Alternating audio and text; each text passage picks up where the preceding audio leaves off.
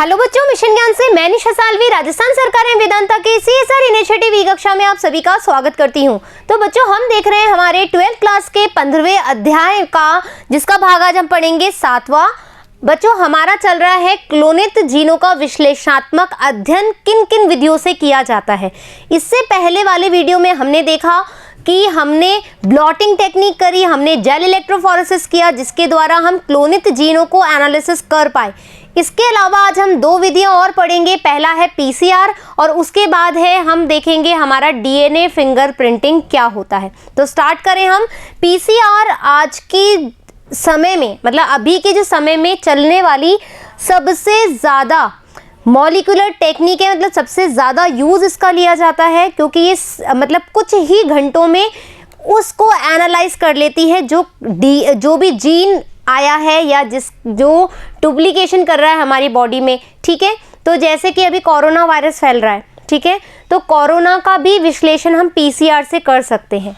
Clear बात, या उसी से ही हो रहा है। जितना जल्दी रिपोर्ट आता है तो अपन पहले कल्चर लगाते हैं और कल्चर के साथ साथ उसका PCR भी लगता है। ठीक है, ये बहुत बात की बात है, फिलहाल तो अपन PCR पढ़ते हैं।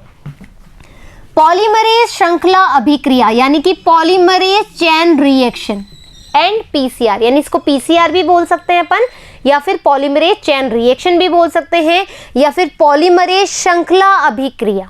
ठीक है, 1985 तक यूकैरियोटिक व प्रोकैरियोटिक कोशिकाओं में जीन के प्रतिलिपिकरण हेतु वाहक का आवश्यक समझा जाता था। मतलब हम यदि किसी भी जीन को, है ना, किसी भी जीन को गुणन करवाना चाहते थे तो इसको पहले किसी वाहक में डालने की आवश्यकता होती थी, है ना, किसी वाहक में डालने की आवश्यकता होती थी। फिर इसको किसी बैक्टीरिया में डालने की आवश्यकता थी और फिर उसमें गुणन होता था। ऐसे ही करा था अपन ने, स्टार्टिंग में ऐसे ही किया था ना, वाहक से फिर इसको गुणा करवाया, फिर बहुत सारी रेप्लिकेशन हुआ, तब हमें पता लगा कि हाँ, अब जीन हमारे पास आ गया। अब क्या हो रहा है, यही चीज हम लैब में करवा रहे हैं। यहां पर तो अपन किसी के शरीर में करवा रहे थे, यहां पर अपन किसी के, हम क्या कर रहे हैं, लैब में काम करवा रहे हैं। लैब में क्या हो रहा है, इसको हम बोलते हैं in vitro replication. In vitro replication का मतलब होता है कि तुम किसी के शरीर में नहीं डाल रहे हो, वो चीज शरीर से निकाला, मशीन में डाला और मशीन में ही तुम्हें सारी चीजें पता लग गई जो तुम पहले किसी जीव में डाल करके देख रहे थे। पहले तुम किसी जीव की सहायता से ये चीज देख रहे थे, अब वो एक मशीन के द्वारा हो रहा है। तो इस PCR को हम बोलते हैं इन विट्रो रेप्लिकेशन। क्या बोलते हैं? इन विट्रो रेप्लिकेशन, यानी कि किसी लैब में हो रहा है, किसी के शरीर में नहीं हो रहा है। अब समझ में आ गई दोनों में अंतर? पक्का। आगे बढ़ते हैं।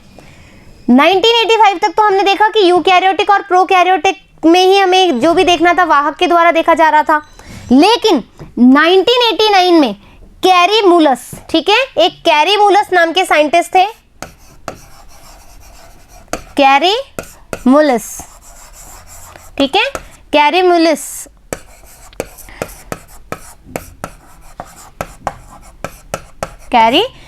नाम की साइंटिस्ट थे, जिन्होंने क्या किया, DNA प्रतिलिपिकरण के लिए एक सशक्त तकनीक, हम टेक्निक के द्वारा कर रहे हैं, खोजी, जिसके द्वारा DNA के एक प्रतिलिपि से लाखों प्रतिलिपि अत्यंत कम समय में प्राप्त की जा सकती है। क्या अंतर आया? जब अपन ऐसा कर रहे थे, वाहक का यूज करके फिर उसको ई कॉलाई में डाल रहे थे, तो हमें बहुत टाइम लग रहा था और एरर हो गई। मान लो कि इस वेक्टर ने इसको पकड़ा ही नहीं, तो ये किसी जीव में वैसे ही क्लोन नहीं करेगा। तो मतलब बहुत समस्या आ रही थी, है ना, मैनुअल वर्क हो रहा था। लेकिन अब अपन मैनुअल वर्क यानी कि ज़्यादा हाथों के द्वारा और किसी जीव के ऊपर काम हो रहा था। जब अपन ने किसी टेक्निक का यूज़ किया तो वही काम कुछ समय में ही हमें मिल गया, एक मशीन के जरिए। ठीक है,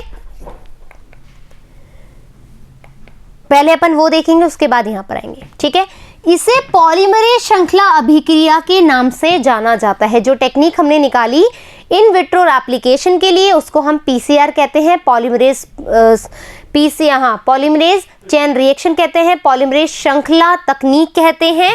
इस अभिक्रिया में 3 प्रमुख चरण हैं जो बार बार रिपीट होते हैं, बारंबार चक्र हैं जो कि डीएनए बहुलीकरण करते हैं, डीएनए का रेप्लिकेशन करते हैं, डीएनए को बार बार चक्रों के द्वारा बनाते जाते हैं या उसका सिंथेसिस करते जाते हैं।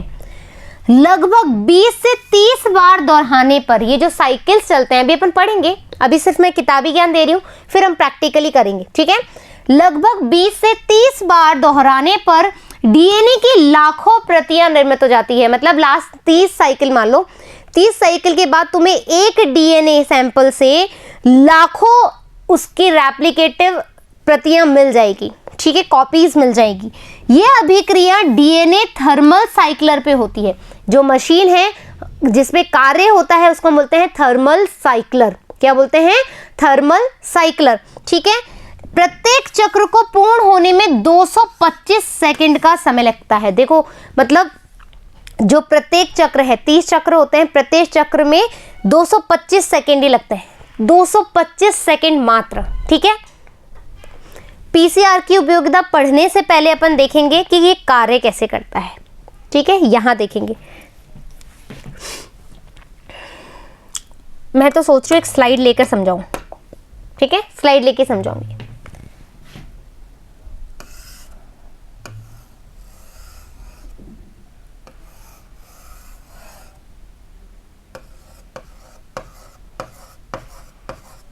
ठीक है, ये फोन जैसा लग रहा है ना, इसको हम बोलते हैं थर्मल साइक्लर,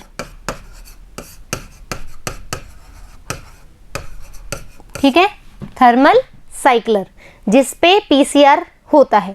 अब क्या होगा, पीसीआर के लिए हमें कुछ चीजों की आवश्यकता होती है। एक होता है हमारा टेम्पलेट डीएनए, ठीक है, टेम्पलेट डीएनए। टेम्पलेट डीएनए का क्या मतलब होता है? जिसकी प्रतिलिपिकरण तुम्हें करना है,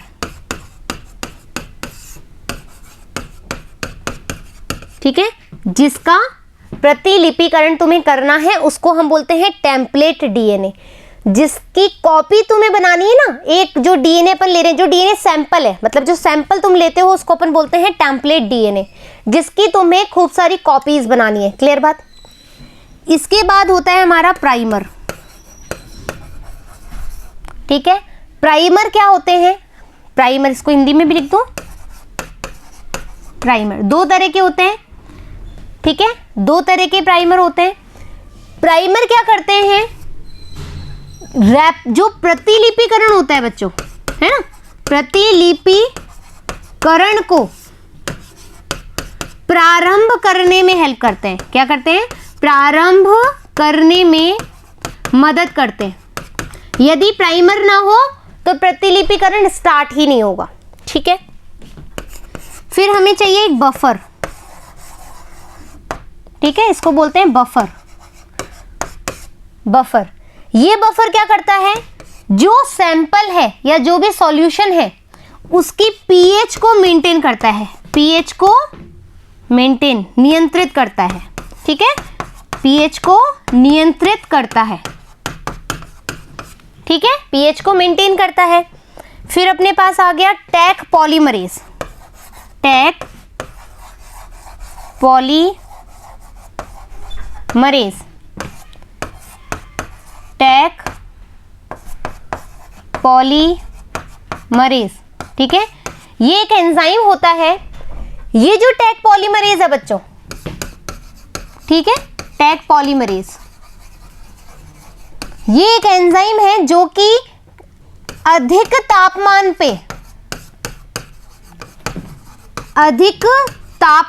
कार्य करता है, ठीक है, अधिक तापमान पे कार्य करता है। और ये कहां से निकाला गया है? थर्मस एक्वेटिकस, थर्मस एक्वेटिकस, ठीक है, थर्मस एक्वेटिकस से ये एंजाइम निकाला गया। ये सबसे अधिक तापमान पे कार्य करता है। यदि तापमान पे कार्य नहीं करेगा तो ये पीसीआर में कार्य नहीं कर सकता। ठीक है। और अपन को क्या चाहिए, ये हो गया, ये हो गया। एक अपन को चाहिए ये पीसीआर वाटर, ठीक है, पीसीआर वाटर चाहिए जिसमें तुम सोल्यूशन बनाओगे। हो गया टेम्पलेट, हो गया प्राइमर, हो गया बफर, हो गया टैग पॉलीमरेज, हो गया पीसीआर वाटर, हो गया। एक और चाहिए बच्चों, इसको हम बोलते हैं डीएनटीपीज, ठीक है। डीएनटीपीज का मतलब होता है डीएनए न्यूक्लियोटाइड,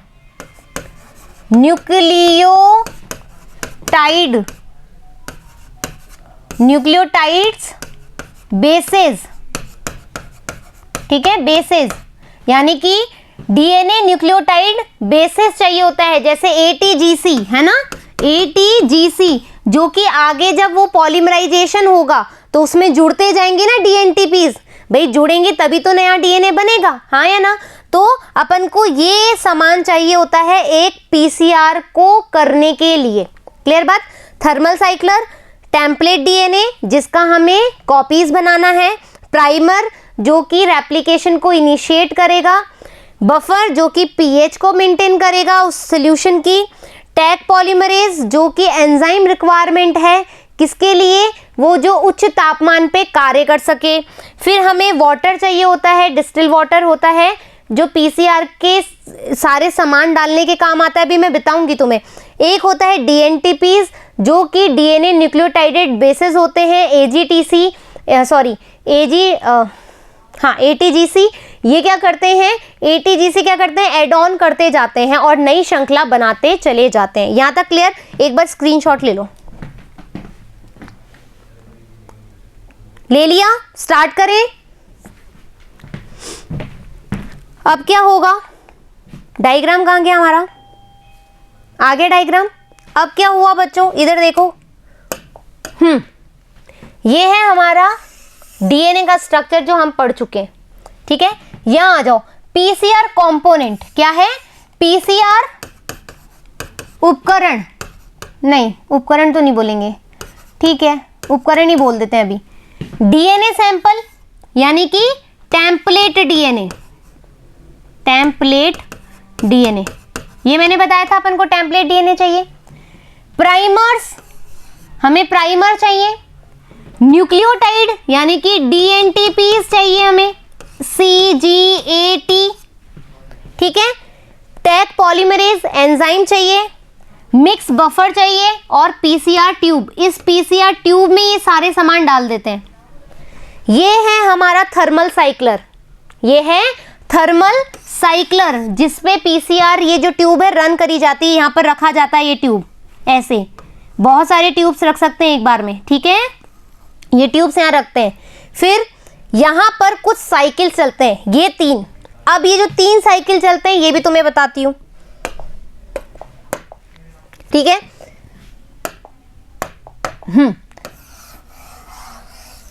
ये अपना थर्मल साइक्लर है, ठीक है। यहां पर अपन क्या रखते हैं, ट्यूब रखते हैं।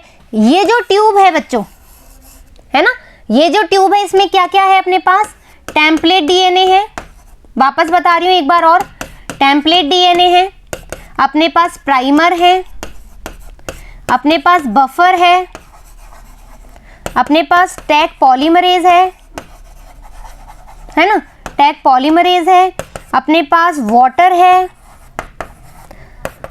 अपने पास डीएनटीपीज हैं। बस ये अपन को चाहिए, ये सारी चीजें अपन इसमें डाल देंगे, अपने पास ये सारी चीजें हैं, हो गई। अब क्या होगा, इसमें कुछ साइकिल्स होंगे,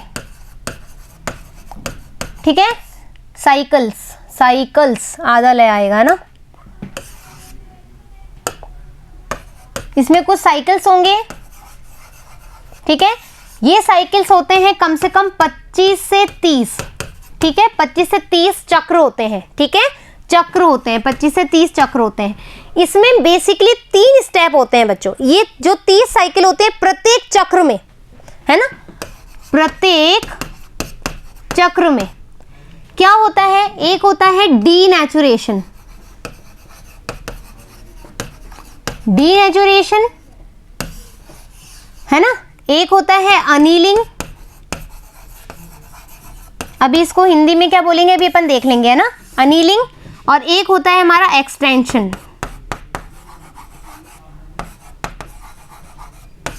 ठीक है, ये 3 स्टेप होते हैं, बहुत इंपॉर्टेंट स्टेप है, 3 स्टेप, डीनेचुरेशन, अनीलिंग और एक्सटेंशन। अब बच्चों देखो क्या क्वेश्चन आता है, पीसीआर किसने बनाया? इन विट्रो रेप्लिकेशन होता है, कैरी मुलस ने बनाया, थर्मल साइक्लर पे कार्य करता है, कौन कौन सी चीज़ों की आवश्यकता होती है, किसका क्या कार्य होता है, कितने स्टेप होते हैं, 3 स्टेप होते हैं, किस किस टेम्परेचर पे, किस किस तापमान पे कौन सी स्टेप होती है, इंपॉर्टेंट है। ठीक है, डीनेचुरेशन, डीनेचुरेशन जो है वो होता है हमारा 94 to 96 सेंटीग्रेड तापमान पे, 94 से 96 डिग्री सेंटीग्रेड तापमान पे कार्य करता है। ठीक है, अनीलिंग जो है वो 50 से 56 डिग्री के अंतर्गत काम करता है और एक्सटेंशन जो है वो 72 डिग्री पे कार्य करता है। ये टेम्परेचर ध्यान रखने वाली बात है इसलिए बता रही हूँ। डीनेचुरेशन, डीनेचुरेशन का क्या मतलब होता है? देखो देखो बच्चों, जैसे मान लीजिए ये मेरा डीएनए है, डीएनए है, रुको, ये है मेरा डीएनए। आपको पता है जो डीएनए है ना, वो डबल स्ट्रैंडेड होता है, यानी कि ऐसे गूथा हुआ। ठीक है, इस तरीके से ये गूथा हुआ है, अरे भैया, ठीक है, ये ऐसे गूथा हुआ है हमारा, ये डबल स्ट्रैंडेड डीएनए है। तुम अब इसमें नया डीएनए बना सकते हो क्या? इसमें बीच में हाइड्रोजन बॉन्ड है, तुम बना सकते हो क्या? तुम्हें क्या करना पड़ेगा, पहले इसको खोलना पड़ेगा। ये लो, खोल दिया। अब तुम्हें सैंपल डीएनए में एक नया स्ट्रैंड लगाना पड़ेगा। ठीक है, तो क्या किया, अब बालों को छोड़ो, सीधे इधर आओ। हमने, ये हमारा डबल स्ट्रैंडेड डीएनए है। ठीक है, तुम्हें पता है इसके मध्य अपने पास हाइड्रोजन बॉन्ड है, मान लो AT है तो डबल बॉन्ड है, GC है तो ट्रिपल बॉन्ड है, AT है तो डबल बॉन्ड है। तो बॉन्ड को तोड़ने के लिए तुम्हें टेम्परेचर चाहिए, तापमान चाहिए। तो तापमान कितना है हमारा, 94 डिग्री है। तो डीनेचुरेशन प्रोसेस में क्या होगा, जो डबल स्ट्रैंडेड डीएनए है उसमें तापमान दे करके हाइड्रोजन बंध को तोड़ा जाता है, जिससे हमें एक सिंगल स्ट्रैंडेड डीएनए मिल जाता है। क्या बन जाता है, सिंगल स्ट्रैंडेड डीएनए, एक सिंगल स्ट्रैंड मिल जाती है। ये मतलब अब देखो, ये पहले ट्विस्टेड थे, अब ये अलग अलग हो गए, तो एक की जरूरत है हमें, एक स्ट्रैंड हमने ले लिया, डीनेचुरेशन में एक स्टेप आ गया। अब है अनीलिंग। अनीलिंग क्या होगा, ये स्ट्रैंड तुम्हें मिल गया, ये स्ट्रैंड तुम्हें मिल गया, इस स्ट्रैंड में और ये मिल गया, 2 स्ट्रैंड हो गए, अलग अलग हो गए, पहले एक ही जुड़े हुए थे अब अलग अलग हो गए। यहां पर क्या होगा, प्राइमर लगेंगे, है ना, ये प्राइमर होगा। प्राइमर का क्या मतलब होता है बच्चों, प्राइमर जो है, इधर देख लो, इधर लिख रही हूं, जो प्राइमर है ये कुछ छोटे छोटे अंश हैं, ये किसके, डीएनए के, है ना, छोटे छोटे सेगमेंट होते हैं, कुछ बेसिस के, कुछ न्यूक्लियोटाइड बेसिस के बने हुए होते हैं ये प्राइमर। ये क्या करते हैं, रेप्लिकेशन को इनिशिएट कराने के लिए जरूरत होते हैं, तो प्राइमर लग जाते हैं यहाँ पर, है ना भाई, ये 3 प्राइम 5 प्राइम 5, इधर ये 3 प्राइम और ये 5 प्राइम, ऐसे होता है। तो एक प्राइमर ऐसे लग जाता है, एक प्राइमर ऐसे लग जाता है। अनीलिंग, अब एक बार बताओ, कोई तापमान ज्यादा देगा तो बॉन्ड थोड़ी ना बनेंगे, तापमान में तो बॉन्ड टूटता है, अधिक तापमान होगा तो बॉन्ड टूटेगा। यहां पर तापमान को हमें कम करना पड़ेगा, पहले 94 डिग्री था, अब हमने 50 से 56 के बीच में कर दिया, तो अब यहाँ पर बंध बन सकते हैं। तो प्राइमर ने टेम्पलेट के साथ बॉन्ड बना लिया और क्या किया, यहाँ पर अब हमारा नया डीएनए बन जाएगा, अब हमारा ये नया डीएनए बन जाएगा। ठीक है, एक्सटेंशन यानी कि अब क्या करेंगे अपन, टैग पॉलीमरेज एंजाइम डालेंगे। ये जो टैग पॉलीमरेज एंजाइम है वो हमेशा एक्सटेंशन के दौरान डाला जाता है। कब डाला जाता है, एक्सटेंशन के दौरान। यहां पर अपना प्राइमर था, यहां पर अपना ये टैग पॉलीमरेज आ गया। टैग पॉलीमरेज क्या करेगा, नए स्ट्रैंड को बनाएगा, यहां पर आया, यहां पर टैग पॉलीमरेज आया, ये यहां पर बना रहा है, तो बन गया नया स्ट्रैंड। ये तीनों स्टेप होते हैं कम से कम 30 साइकिल्स में, ठीक है, 30 साइकिल्स में होते हैं और लाखों प्रतिलिपिकरण हो जाता है प्रति कॉपी, मतलब एक डीएनए का। ये हो गई स्टेप। अब आ जाओ उसमें समझ लो। अभी ले लेना वो स्क्रीनशॉट, कहाँ गया अपना वो डायग्राम, ये रहा। यहाँ पर देखो, कलर चेंज कर लो एक बार। पीसीआर प्रोसेस 1 साइकिल, एक साइकिल की बात हो रही है, 3 स्टेप होते हैं एक साइकिल में, मैंने आपको पहले ही बताया। ये देखो यहाँ पर जो डीएनए हमने जो सैंपल के लिए लिया है, टेम्पलेट डीएनए, यहाँ पे डबल, यहाँ पर क्या है, हाइड्रोजन बॉन्ड बने हुए हैं बेसिस के बीच में, ये बेसिस के बीच में हाइड्रोजन बॉन्ड है। इस बॉन्ड को तोड़ने के लिए डीनेचुरेशन होता है 95 डिग्री पे या 96 सेंटीग्रेड तापमान ले सकते हैं। बॉन्ड टूट गए, देख रहे हो, बॉन्ड ब्रेक हो गए। ब्रेक होने के बाद दूसरी स्टेप आती है अनिलिंग। अनिलिंग में क्या होगा, प्राइमर। ये क्या है हमारा प्राइमर, ये क्या है हमारा प्राइमर, प्राइमर है। ये क्या करेगा, रेप्लिकेशन को स्टार्ट करेगा। फिर है हमारा एक्सटेंशन। अब हमको नया डीएनए सिंथेसाइज करना है। क्या करना है, नया डीएनए सिंथेसाइज करना है।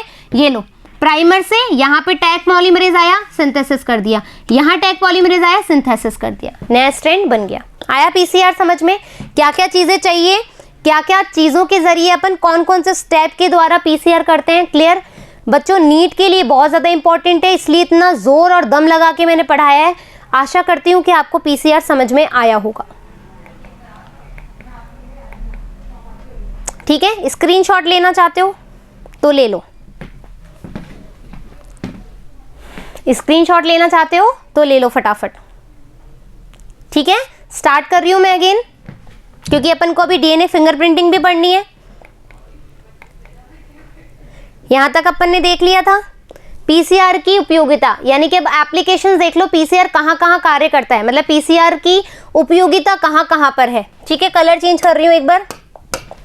आणविक मानचित्र व अनुसंधान उद्देश्य हेतु, यानी कि जो हमारा मॉलिक्यूलर मैपिंग होती है, मॉलिक्यूलर मैपिंग का क्या मतलब होता है कि हमें किसी भी जीनोम का अध्ययन करना है या किसी भी जीन का अध्ययन करना है तो हम उसकी मैपिंग करते हैं। ठीक है, ये थोड़े बड़े लेवल पे है, लेकिन समझ लो कि आणविक मानचित्रण के लिए हम पीसीआर का उपयोग लेते हैं।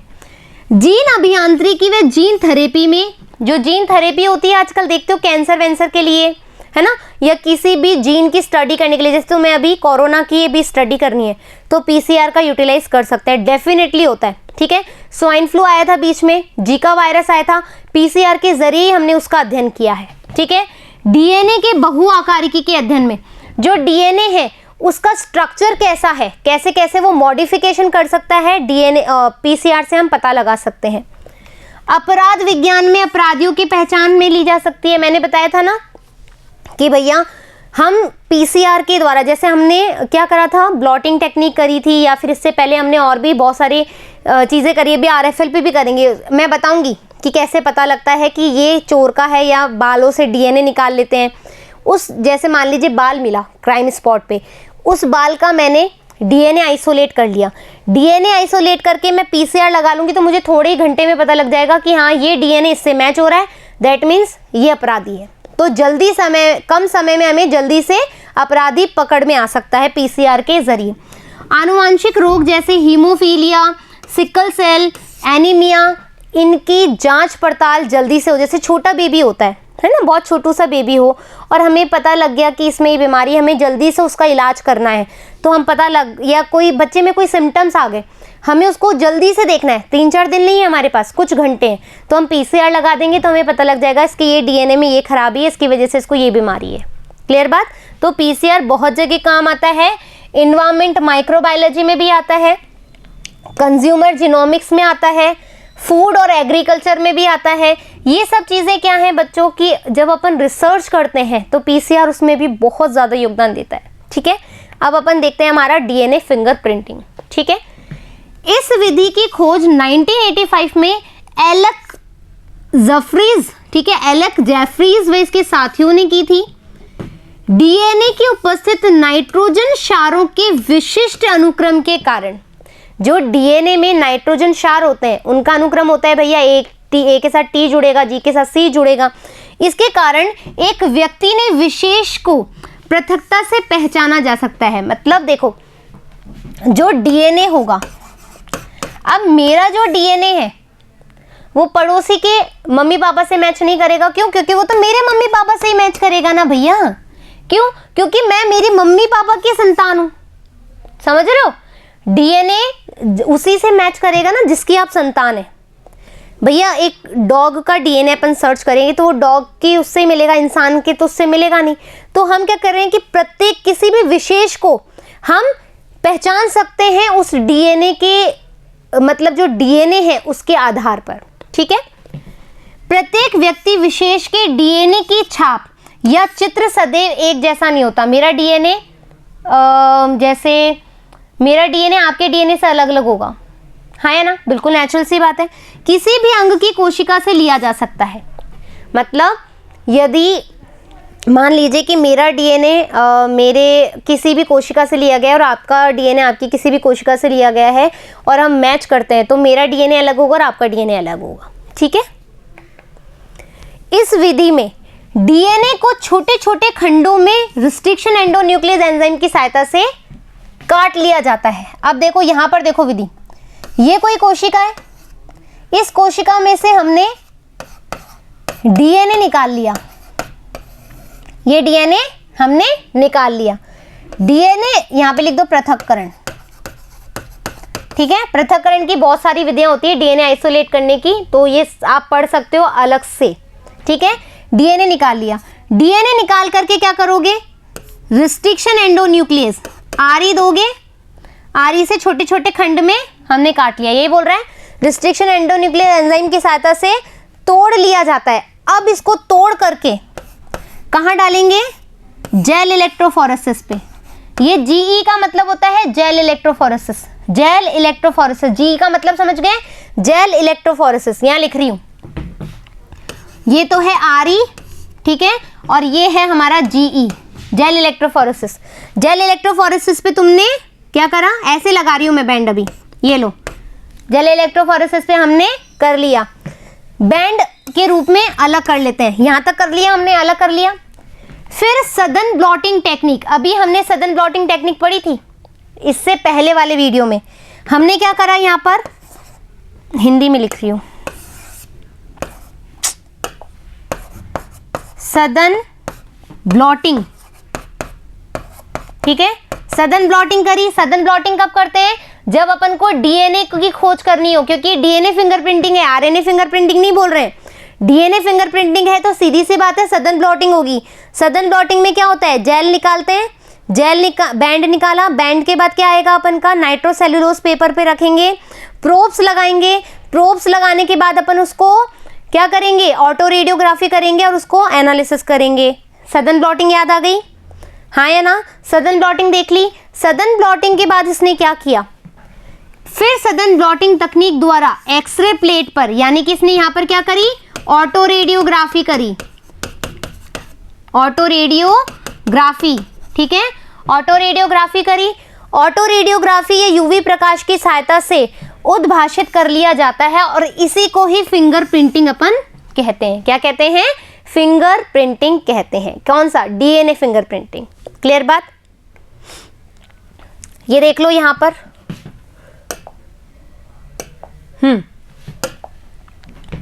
ब्लड सैंपल लिया इसने डीएनए आइसोलेट करने के लिए, डीएनए निकालने के लिए इसने ब्लड सैंपल लिया है। ये डीएनए निकाल लिया इसने, डीएनए यहां से पृथक्करण कर लिया। इस पृथक्करण डीएनए को क्या दिया?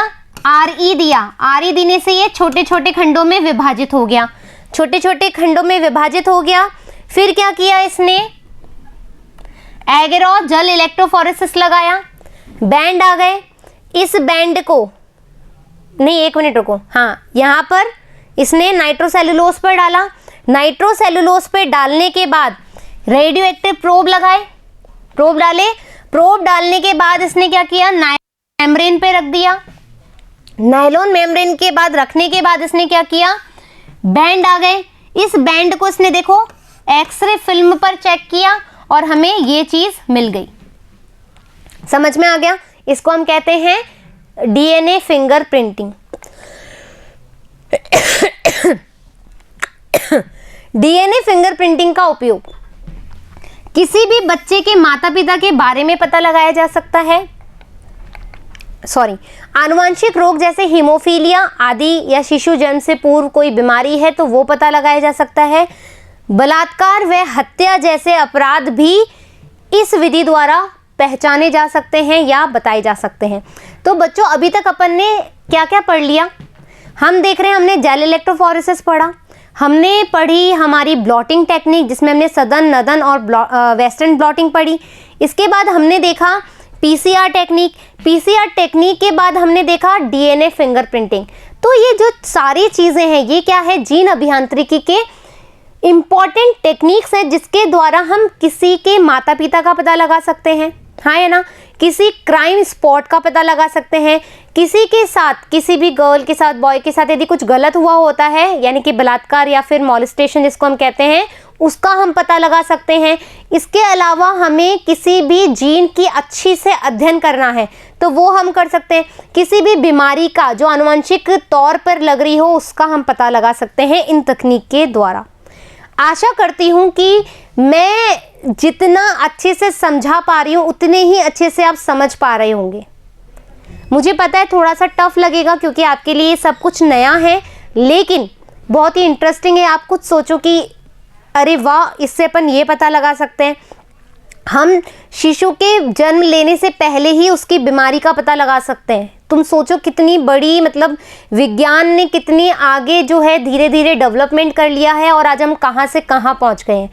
तो तुम भी इसी का ही पार्ट हो, है ना, तुम इसी विज्ञान का ही पार्ट हो। तो सोचो तुम आगे क्या क्या कर सकते हो इन विधियों के द्वारा, या कुछ नई विधि भी लगा सकते हो, कुछ नई विधि बना सकते हो। तो इस तरीके से अपने माइंड को सेट करोगे तो ये चीज़ें भी समझ में आएगी विद द हेल्प ऑफ तुम्हारा जो इंटरेस्ट है उसके आधार पर। क्लियर बात? फिर मिलेंगे अपन नए टॉपिक के साथ, जब तक धन्यवाद।